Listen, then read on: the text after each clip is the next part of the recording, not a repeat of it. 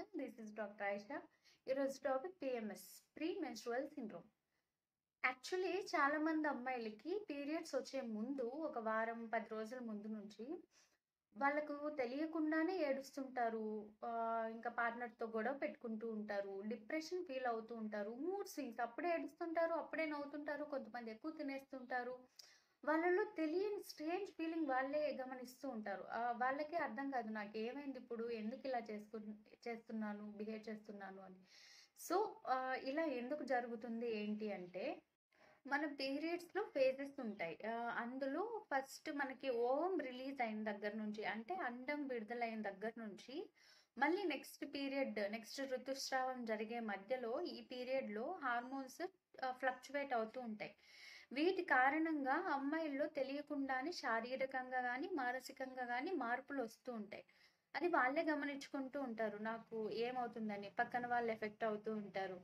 So ఎలాంటి changes అంటే అవి చాలా మూడ్ స్వింగ్స్ ఉంటాయి. ఇప్పుడు ఇది కావాలండో వద్దండో, తినాలనిపించడం అనిపించకపోవడం, బ్యాక్ పెయిన్ ఎక్కువగా ఉంటుంది, హెడేక్ ఎక్కువగా ఉంటుంది, ఇంకా వాళ్ళ బాడీ పార్ట్స్ ఇరిటేషన్కి గురవుతాయి, నొప్పిగా ఉంటుంది, ఈవెన్ బ్రెస్ట్ పెయిన్ కూడా ఉంటుంది. టైంలో ఎక్కువగా చికాకు, అలసట, కోపం చాలా ఎక్కువగా ఉంటుంది. ఇంకా కాన్స్టిపేషన్ ఉంటుంది. ఇన్సోమ్నియా అంటే సరిగ్గా నిద్ర పట్టకపోవడము, ఎక్కువగా మజిల్ పెయిన్ ఉంటుంది, క్రాంపింగ్స్ ఉంటాయి, ఇంకా బాడీ పెయిన్స్ చాలా ఎక్కువగా ఉంటాయి, హెడేక్ ఎక్కువగా ఉంటుంది, నిద్ర సరిగ్గా పట్టదు, తినాలనిపించదు, స్టమక్ బ్లోటింగ్ అయి ఉంటుంది, ఇంకా కాన్సన్ట్రేషన్ సరిగ్గా చేయలేకపోవడము, చాలా ఎక్కువ అయిపోతే ఇంకొంతమందిలో రేర్గా ఆస్తమా కానీ ఫిట్స్ వచ్చే అవకాశం కూడా ఉంటుంది. ఈ సిమ్టమ్స్ అన్నీ మనకు హార్మోన్ ఫ్లక్చువేషన్ వల్లే అవుతాయి. ఈస్ట్రోజన్, ప్రొజెస్ట్రాన్ అని హార్మోన్స్ ఉంటాయి బాడీలో. ఇవే రెగ్యులేట్ చేస్తూ ఉంటాయి ఈవెన్ పీరియడ్స్, ప్రెగ్నెన్సీ ఇవంతా. సో ఈ హార్మోన్ ఫ్లక్చువేషన్ అవ్వడం వల్ల మనకి ఇలాంటి మూడ్ స్వింగ్స్ ఇవంతా సిమ్టమ్స్ అన్నీ కనిపిస్తూ ఉంటాయి. ఎగ్జాక్ట్గా కారణం ఇది అని తెలీదు, హైడ్రోజెనిక్, బట్ హార్మోన్స్ ఫ్లక్చువేషన్ వల్ల అని దానికి తగ్గట్టు ట్రీట్మెంట్ ఇస్తూ ఉంటారు.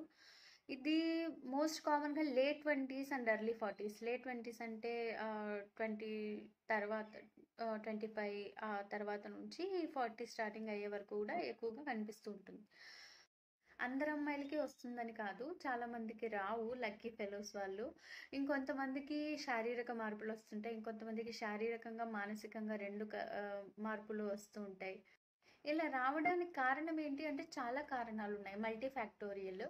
అందులో మెయిన్ కాజెస్ వచ్చేసరికి కాఫీ ఎక్కువగా తీసుకోవడము, సాల్ట్, షుగరు ఇలాంటివి ఎక్కువగా తీసుకోవడము, విటమిన్స్ లోపం ఉండడము మన బాడీలో, ఇంకా వాటర్ తక్కువగా తీసుకోవడము, ఇంకా ఆల్కహాల్ కూడా ఒక రీజన్ అన్నమాట దీనికి.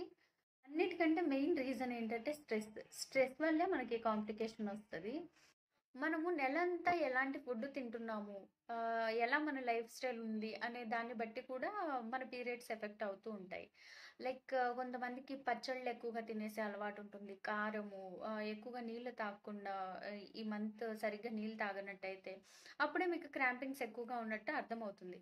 కాబట్టి ఏదో ఒక మంత్ మీరు సరిగ్గా వర్క్ స్ట్రెస్లో ఉండి సరిగ్గా నీళ్ళు తాగకపోవడము, వర్క్ స్ట్రెస్ అప్పుడు పెరగడము, లేకపోతే ఎగ్జామ్స్ ఆ మంత్ ఉండడం వల్ల కావచ్చు, లేకపోతే ఆ మంత్ కొంచెం పచ్చళ్ళు ఇష్టంగా తయారు చేసినవి ఎక్కువగా తినేసేయడం వల్ల కావచ్చు. ఇలా ఎప్పుడైనా ఒక నెల జరిగితే మనకు పిఎంఎస్ ఉన్నట్టు కాదు. ఒక నెలతో మనము పిఎంఎస్ నాకుందేమో అని నిర్ధారించుకోలేము.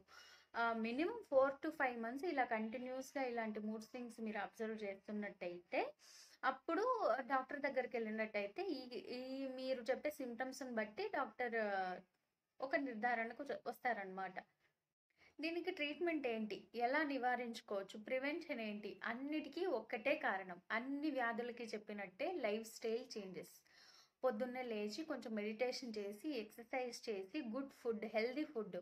అందరు చెప్పినట్టు పొద్దున్నే టిఫిన్, లంచ్ అన్నీ చేస్తున్నాం, అలా కాదు. పొద్దున్నే లేచి కొంచెం మొలకెత్తిన విత్తనాలు కావచ్చు, బాదం, ఏదన్నా పప్పు దినుసులు, ఇంకొంచెం హెల్దీగా ఫ్రూట్స్ ఇలాంటివి తీసుకుంటూ ఉండాలి. తింటే మనకు అన్ని విటమిన్స్ అందేలాగా తినాలి, ఎందుకంటే మన బాడీలో ప్రతి విటమిన్కి ఒక రోల్ ఉంటుంది. సో ఏ విటమిన్ తగ్గినా ఇప్పుడు విటమిన్ B6 తగ్గినట్టయితే మనకు PMS వస్తది. ఇలా ప్రతి విటమిన్‌కి దాని రోల్ బట్టి మనకు డెఫిషియన్సీ అయితే కొన్ని సింప్టమ్స్ కనిపిస్తూ ఉంటాయి. అవి తగ్గాలి అంటే మనం కరెక్ట్ హెల్తీ ఫుడ్ తీసుకోవాలి. అండ్ కొంచెం బాడీకి ఎక్సర్సైజ్ అంటే జస్ట్ నడుస్తున్నాం కదా! అలా కాదు. కొంచెం బాడీ పూర్తిగా కదిలేటట్టుగా ఎక్సర్సైజ్ చేయాలి మొత్తం. కొంచెం కాల్షియం వచ్చేలాగా గుడ్లు, ఆకుకూరలు, కాయగూరలు, హెల్తీ ఫుడ్ అంటే ప్రతి ఒక్కరికి తెలుసు. ఏం తినాలి? పచ్చగా ఉన్నవి, ఎర్రగా ఉన్నవి ఆకుకూరలు, కాయగూరలు ఎక్కువగా తినాలి, పప్పులు తినాలి. ఇది ఎంతో మంది చెప్తూ ఉంటారు. మీరు కూడా చాలా మందికి చెప్తారు గానీ పాటించరు. పాటిస్తేనే మీ హెల్త్ బావుంటుంది. సో, ఇవన్నీ తినండి. ఇంకా మన రోజంతా అలసిపోయిన దానికి నిద్ర. మన బాడీ నిద్రలోనే హీల్ అవుతూ ఉంటుంది. కాబట్టి నిద్ర చాలా ఇంపార్టెంట్. మినిమమ్ 7-8 అవర్స్ నిద్ర ఉండేలాగా చూసుకోవాలి. ఫోను చూసుకుంటూ ఫోను ముందు ఆపేస్తేనే నిద్ర పడుతుంది. ఫోను నిద్రపోయేకి 2 అవర్స్ ముందు ఫోను ఆపేసి ఫోను లైట్ చూడకుండా ఉంటే నిద్ర పడతది. ఫోను చూసుకుంటూ నాకు నిద్ర పట్టట్లేదు అనేసి నైట్ అంతా మేలుకుంటే ఇంకా చాలా ప్రాబ్లమ్స్ వస్తాయి దీంతో పాటు. ఒకవేళ ఈ సింప్టమ్స్ ఇంకా సివియర్ అయినట్టయితే డాక్టర్ ఇంకా హార్మోనల్ థెరపీ చేస్తారనమాట. దాన్ని బట్టి ఇంకా ఓసిపిసి, ఈస్ట్రోజన్ ఎక్కువుందా, తక్కువుందా ఇవంతా చెక్ చేసి బ్యాలెన్స్ అయ్యేలాగా ఈస్ట్రోజన్, ప్రొజెస్ట్రాన్ బ్యాలెన్స్ చూసుకొని ట్రీట్మెంట్ ఇస్తారు. అంతవరకు వెళ్ళకుండా ఉండాలి అంటే మన ప్రివెన్షన్ ఇంపార్టెంట్. మన హెల్తీ లైఫ్ స్టైలే దీనికి మెయిన్ ట్రీట్మెంట్ అనమాట. ఇలా చాలామంది అమ్మాయిలకి అవుతూ ఉంటది. దీనికి మెయిన్ ట్రీట్మెంటే రెస్ట్. కాబట్టి ఈవెన్ మతాల్లో చూసినట్టయితే కూడా మిగతా రోజులు మొత్తంలో పూజలు చేసుకోవడము, నమాజ్ చదువుకోవడము ఇలాంటి పనులున్నా ఆ పీరియడ్స్ టైంలో వంట చేయక్కర్లేదు. ఈవెన్ నమాజులు చదవక్కర్లేదు. ప్రేయర్‌కి వెళ్ళక్కర్లేదు. గుడులకి పోవక్కర్లేదు.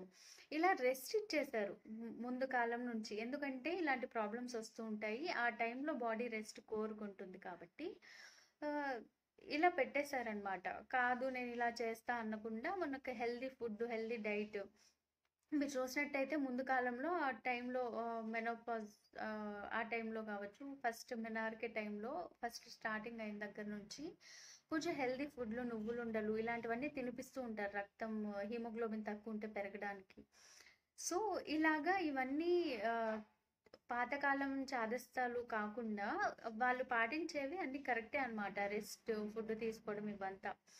కాబట్టి అలా తింటూ, రెస్ట్ తీసుకుంటూ లైఫ్ స్టైల్ మార్చుకున్నట్టయితే ఈ ప్రాబ్లమ్ ఉండదు. ఈ టైంలో మెయిన్ కావాల్సింది support. Parents support, partner support. హెల్తీగా బాగున్నప్పుడు దే కెన్ మేనేజ్. కొంచెం బాగలేక పెయిన్‌లో ఇబ్బంది పడుతున్నప్పుడు మీరు హెల్ప్ చేసినట్టయితే ఈవెన్ మీ బాండింగ్ కూడా పెరుగుతుంది. సో, సపోర్ట్ ఇంకా హెల్తీ లైఫ్ స్టైల్ తనకు కావాల్సిన ఫుడ్డు అవి ఇవ్వటం. ఇలా చూసుకున్నట్టయితే మీ బాండింగ్ కూడా బావుంటుంది. Thanks for watching.